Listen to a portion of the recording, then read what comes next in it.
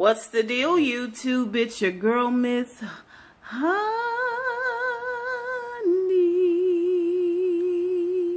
Welcome back, welcome back, welcome back, welcome back, welcome back to the channel, everybody. Welcome back. Wednesday.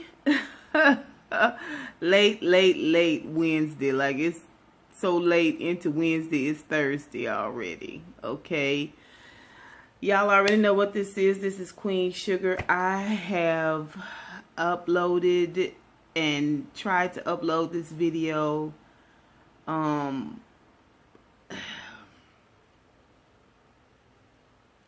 you, YouTube, for making me stronger. Oh, for the patience, the lesson in patience. Thank you, YouTube. So this is a whole new video. My last video was awesome, but I had to delete it because I couldn't get it to upload, and I just didn't want to go round and around and around the mulberry bush. So I just decided to delete it, and I'll do the video again. So here I am. This is Queen Sugar, Season 3, Episode 3, Your Distant Destiny. And you guys who are new to my channel, go ahead and hit that subscribe button. I would really appreciate it. And I know that you won't regret it. You'll enjoy this channel, I promise you. And while you're at it, after this video, check out a bunch of other videos that I put out there. Share, like, comment, subscribe. All my regular honeybees, you already know the routine. Go ahead and hit that thumbs up before you forget. And remember to comment down below. You guys know I love to engage with you guys in the comment section, so don't forget to do that. Like I said, again, this is episode 3, Your Distant Destiny. And, you know, the season always starts with a 2-banger episode. So we get a 2-nighter, 2-parter. Episode 1 and 2, boom, boom, Tuesday, Wednesday. We did that last week. And then that 3rd episode is always kind of like a little bit of a filler episode, which is what this is. But we need those fillers to bring some of our background characters forward for a moment and to just, you know, check on them, see what they're doing, so on and so forth. And we also needed to knit and tie storylines together and wrap some things up. So I'm always here for a filler episode. I want to talk a little bit about the title, Your Distant Destiny, because I thought, that kind of speaks to what is to come. You know what I mean? Like, what is to come? Your destiny, you have a destiny, but it's in the distant. Like, y'all tell me what y'all think about that. Y'all know these titles be meaning stuff, right? Okay, so we will start off with Charley. Micah got the okay to go to public school. She goes in to check on him. He's got his Yeezys. He's got his fresh gear, ready to go. Ain't nobody dope as me. I just so fresh, so clean. So fresh and so clean. Micah finna jump sharp on them fools, okay? He's excited, and she wants to just sort of reiterate, you know what I'm saying, I'm trusting you, make smart decisions, I want your grades to stay up. And he's like, I'm a straight A student, Mom. And she was like, yeah, you better make sure it stay that way. And he was like, gotcha, I'm cool. And we later see her with a couple who has a farm. Their family has been on that farm. The husband's family has been on that farm for 30 years, but they never owned the farm. The farm belonged to the Landrys. And she didn't know this. She realized that they're leaving the mill. They're having to make some other decisions for their family, for their finances. And so, you know, she's sad to see him go. She's going to waive all the penalties and that type of thing and let him go on. But at the same time, she want to know, what you going to do with your land? Come to find out, the land don't even belong to them.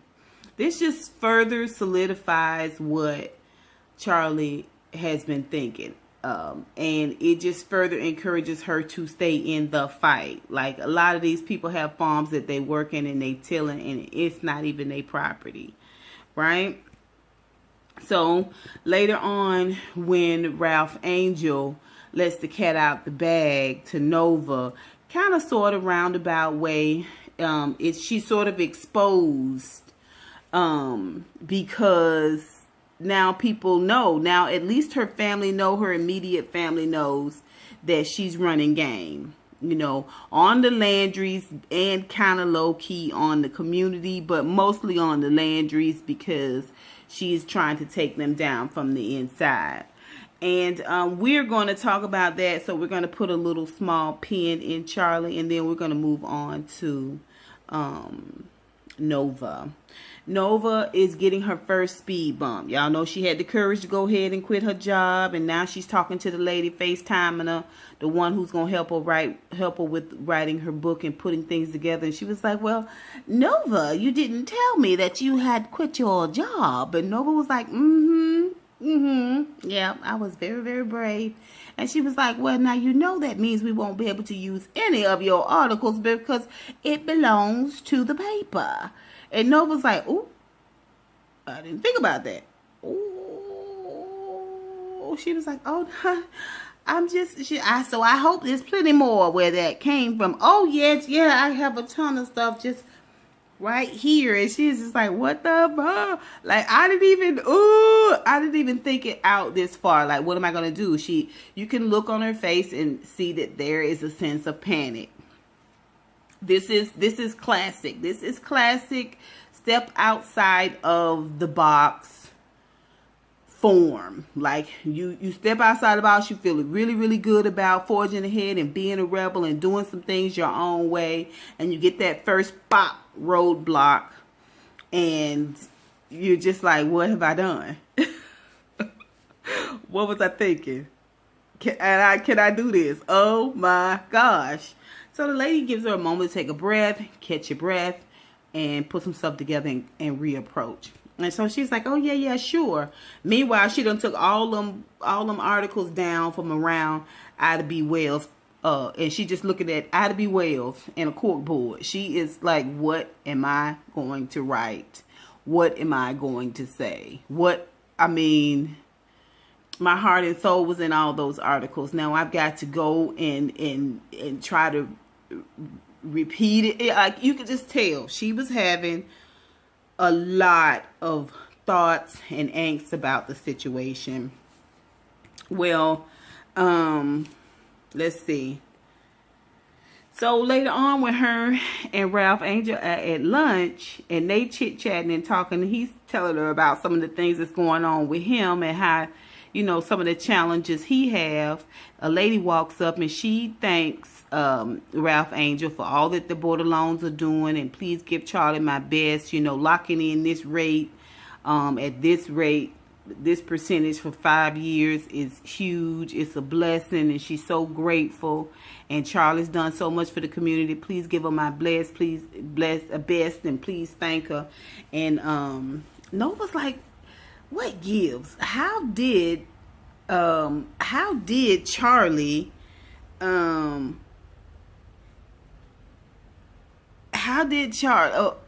did she say, how did Charley get back at the Landrys? Or she wanted to know what Charley was doing, how Charley was going to bring the Landrys down or something like that. And Ralph Angel kind of alluded to the fact that Charley knows what she's doing. Whatever it was, Noble was able to figure it out, how Charley was working this thing, okay? And they all over at Ain't Vi's, you know, Ain't Vi and Hollywood about to go out. They all over at Ain't Vi's. And Nova just spits it out. You working for the Landrys. Y'all know how Nova can be. If you don't know, look back to when Ralph Angel announced that Daddy left the farm to him in the will. And y'all will see Nova got so vicious so quick. Same thing with Charley. She got her own issues, of course.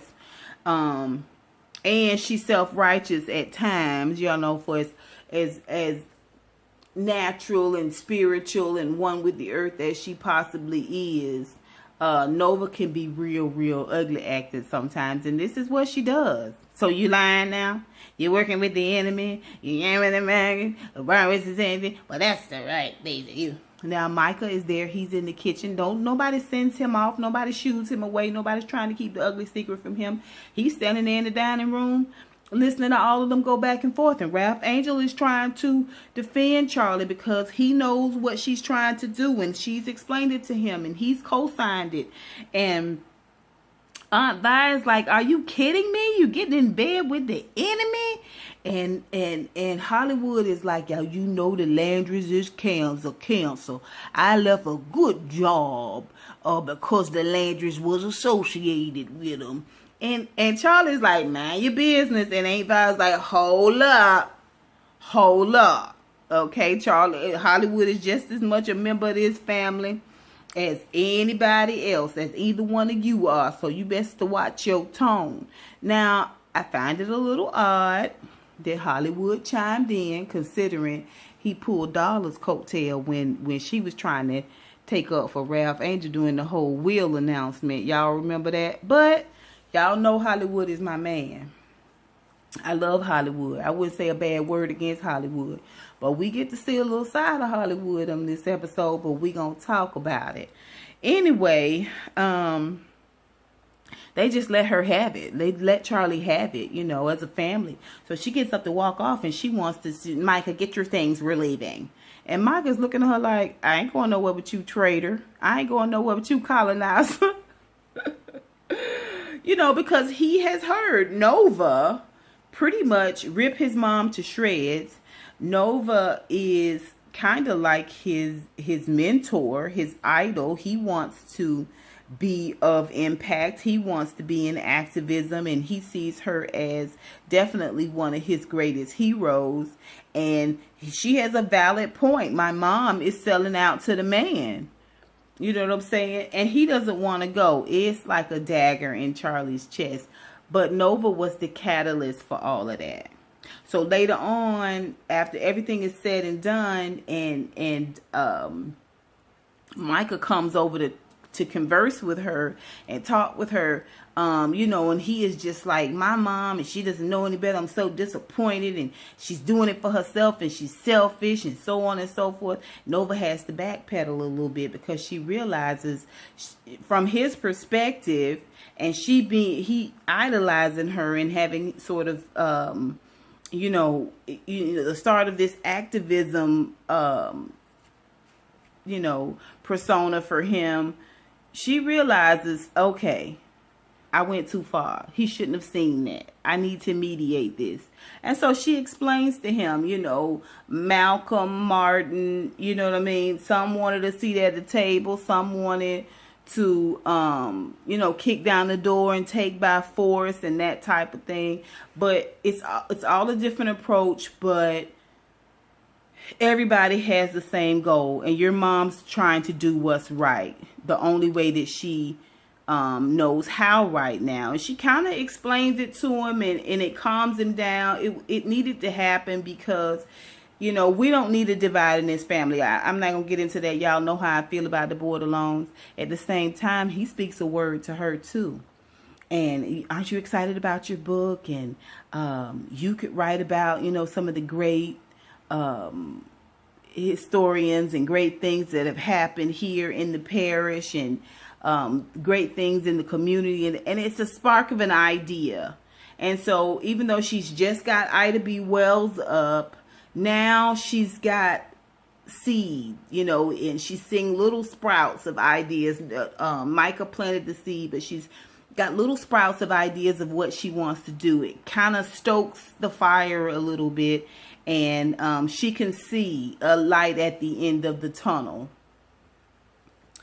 And so that's Nova. So let's move on. So we're going to talk about, let's talk about Ralph Angel. Ralph Angel and Nova probably had a lot more about around the same time, a little more, a little less of screen time here.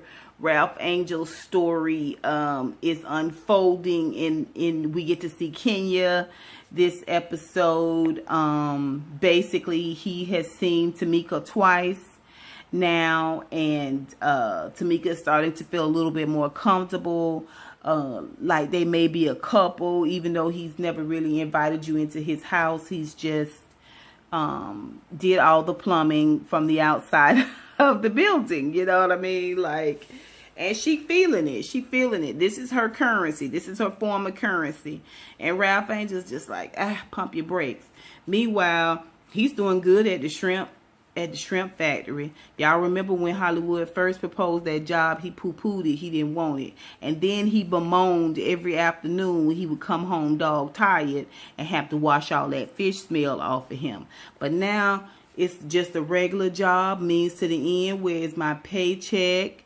And everybody loves him at the shrimp plant. Everybody loves him, including the owner's daughter, who is here from out of town.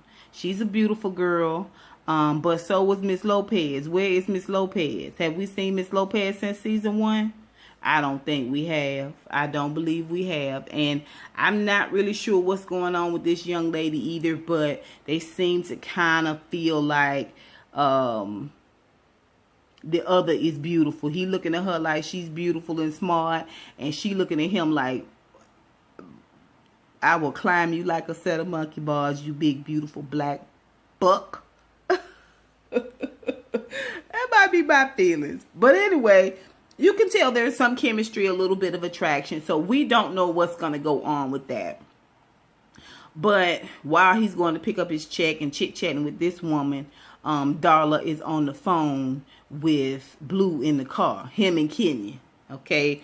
So Darla got Kenya and Blue on three-way.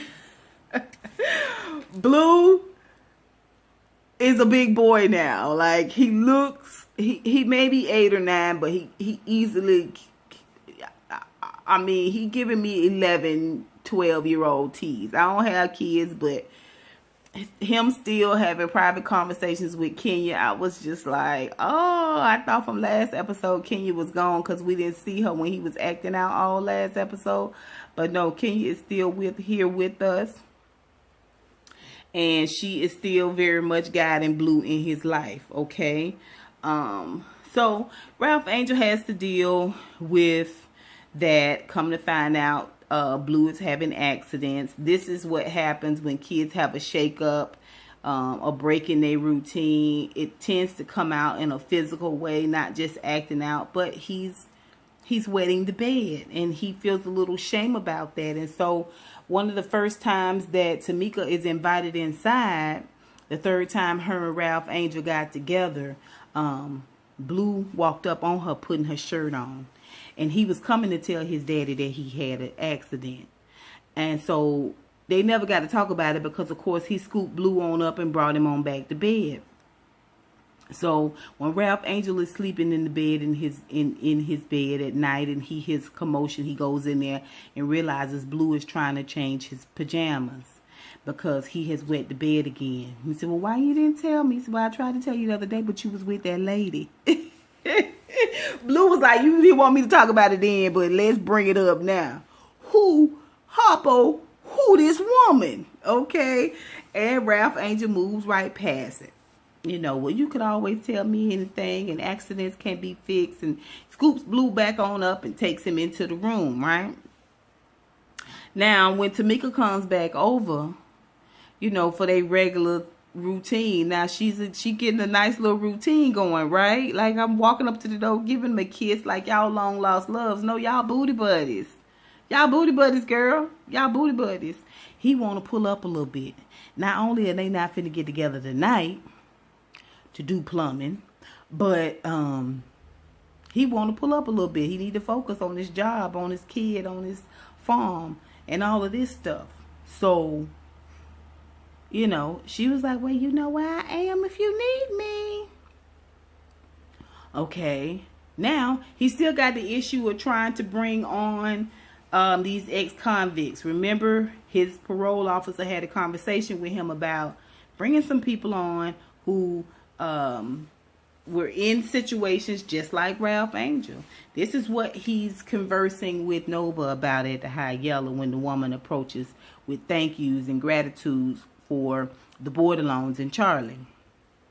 Well, he's telling him he was late for the for the interview. He don't know nothing about farming. And you know, da da da da. And Nova just tells him, so were you. Sounds familiar. Okay, and it brings him down a notch or two. Like he's gotta have a little bit more understanding. The guy seemed like a nice guy, but you can tell. You can just tell. You can tell. He tired of struggling. He tired of trying to eke it out. He's tired of robbing Peter to pay Paul. You know what I mean? Like he don't have no car. You know, you could just look at him and tell. He's tired. He's trying to figure this thing out and make a way in this world just like everybody else. So Ralph Angel gives him a chance and talks to him, lets him know this ain't no fast money. Okay, this honest money moves a little slower than that fast money. And the guy understands. I think he's going to be a good character this season. And then we see Blue run out the house and jump straight off the porch and throw his arms up. And who do we see? Darla. Darla is back. I thought it was real cute that Darla and Blue was dressed alike. Okay, in navy blue. I love how Darla was standing there with her legs open and the wind blowing and holding Blue real tight to her side and looking at Ralph Angel like, yeah. Now pass the phone. Now pass the phone to Blue. Huh? Oh, you gonna talk to me. We gonna talk about this thing. That's right, Darla. Fight. Fight, fight, fight till you can't fight no more. If you want this family, if you want this thing, I 100% support you fighting it. I do. She made a mistake. She failed. Okay? She's flawed. He's flawed. I'm flawed. My mama flawed. Okay? Okay? Every human is flawed. I'm willing to forgive. I'm willing to forgive for Blue. Okay? And the Borderlones. Got a little emotional about that. But I done had it up the hill with people just continually trying to shove down your mouth the things that you did wrong. It's a huge situation with major consequences. It's a lot of crow for him to eat. She was wrong. I get all of that. But what about the baby? Huh? What about Blue? Huh? This what sacrifice is. Anyway, we're gonna see what's gonna go on with Ralph Angel and Darla in next episode. But I'm telling y'all now, I'm rooting for Ralph Angel and Darla. I'm telling y'all that now. I ain't taking that back. I'm not taking that back. Okay, well, when everything jumped off with the family finding out what Charley's ultimate plan was, Charley and Micah didn't want to leave with her. Charley was feeling bad. Charley was feeling mighty bad. But the same word of encouragement that she gave Nova first episode of season 3, Ralph Angel turns around sitting on the front step. He knows that she is frustrated, that she is hurt, that she is tired of explaining, that she wants people to understand the intents of her heart. And she doesn't want Micah to think that she doesn't want him to think less of her. And he just reassures her, you're doing what's right. This is going to work. And you're doing this not just for you. Okay, you're doing this for the legacy of Micah's legacy. This land, this farm, our name, it all is a part of his legacy. And you fighting for that legacy. And it's going to be all right. It's everything that she needs. And when she put her head on his shoulder and just relaxed in letting him support her and comfort her, it was a beautiful scene. It really was. We have to learn how to encourage and lift each other up, even when we're feeling like a little bit of doubt about decisions that other people are making. First and foremost, we show them love and kindness, and we try to encourage. You don't encourage people to do wrong, but you encourage people to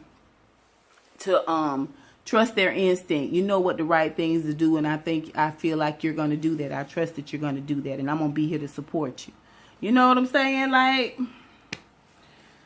It's a beautiful moment. Let's talk about Aunt Vi in Hollywood. Now, we didn't really talk about Aunt Vi in Hollywood a whole lot. Y'all know that Hollywood wants to fold Aunt Vi up and keep her, you know, in a pocket right next to his heart. But he can't do that because Aunt Vi is a grown-ass woman and she ain't hearing it. At the same time, we have seen him for the last 2 episodes run around at Vi's side and just stand on the outskirts of what she's doing, just waiting to be called into the game, just waiting to be needed, just waiting to support her in any way he can. You already know I love Hollywood. Hollywood's my man. Hollywood's my dream man. Like, he is so supportive and he's a thoughtful man. He wants to be with his woman. And he wants them to be a unit, a team. You know what I'm saying? Like, Hollywood is the MVP of my heart. Y'all already know that. Ralph Angel is gorgeous. But Hollywood got a beauty sprouting on the inside of him that cannot be replaced. That's all I got to say about that. Now, but we do get to see Hollywood be a little bit of a big talker this episode. He's a little bit of a you know, cock of the roost. You know what I'm saying? Aunt Vi come in. He got some man that is giving him a at-home haircut. Got him all dusted down and shining and looking all good and chocolatey. He thinking about investing in the barbershop. And ain't Vi's like, Hollywood? Now, Hollywood, I told you, don't let this money go to burning a hole in your pocket and go to spending it here, there, and hither, thither, and yon. And we be out of money. You be out of money. Like, be smart with it. He was like, you got your own business. I deserve my own business, too. Hollywood's not a dumb man. He's well known in the parish. He's well respected in the parish. And again, he is not a dumb man. But at the same time, why everybody know you got to check Hollywood? Why everybody got to know, you know, when they're planning to go to their reunion and he gives Aunt Vi a beautiful ring. It's absolutely, I think it's that, like, what do you call that? Like fleur de lis. Anyway, it's the symbol, the New Orleans symbol for saints. I think that's right. Anyway, y'all put it down below. That's what the ring it is. It's not your traditional engagement ring or wedding ring. It looks like the fleur de lis. I don't know. Saint symbol. Anyway, they're going to his high school reunion. And this is where they're off on their way to when the whole family discovers what's going on with Charley. And Aunt Vi looked good. She had like an old gold dress on, you know, short to the knees, some beautiful old gold pumps on, and a real nice nasty bob. I think the part could have been picked a little bit more, but I digress. So they at the reunion standing around talking to a couple of friends, and he talking about, they said, well, when y'all get married, what's the due date? And you know, not what's the due date, but when's the big day? And Hollywood, are y'all getting married in St. Joe? You know, the parish. And he was like, I don't even know if St. Joe can even hold our wedding. Our wedding is going to be huge. And I might go back to Italy. You know, I was like, oh, Hollywood, you big talking. You big talking. Like, first of all, it brings so many people out the woodwork. And then second of all, it's unbecoming. It's unbecoming. But he's proud. He's proud of Vi. And he's excited about everything he can do with and for Vi. You know what I mean?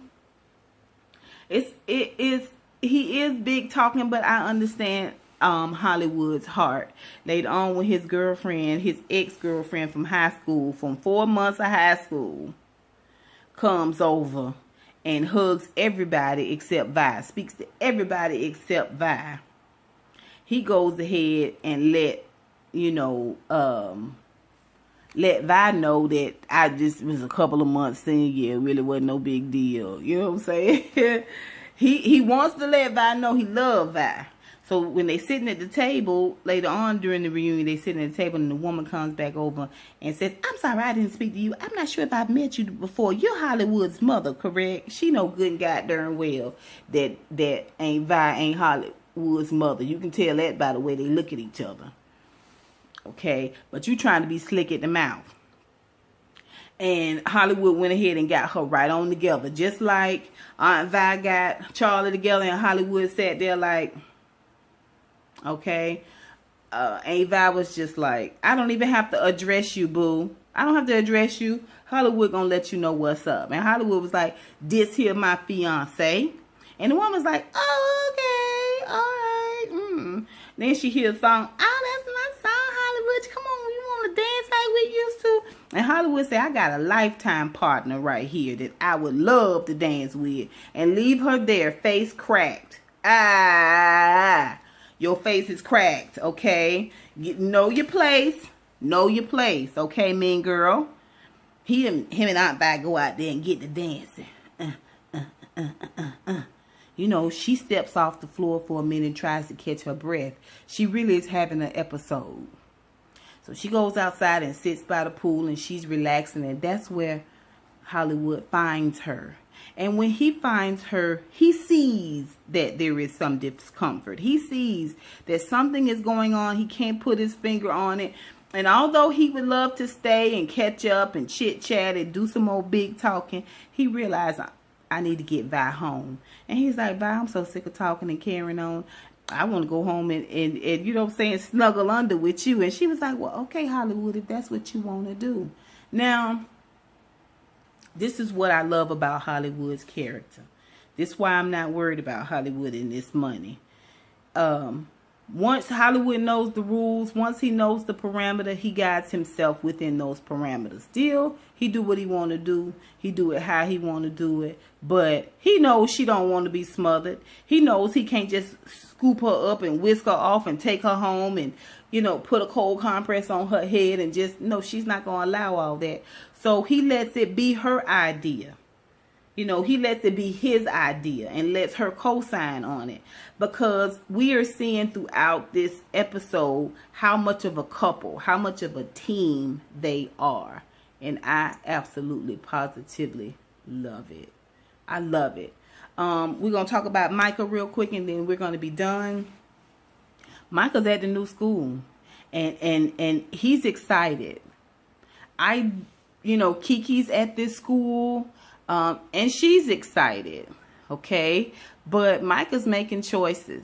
You know, he's not thinking anything of it. Kiki got plans for him. She wants them to have some classes together.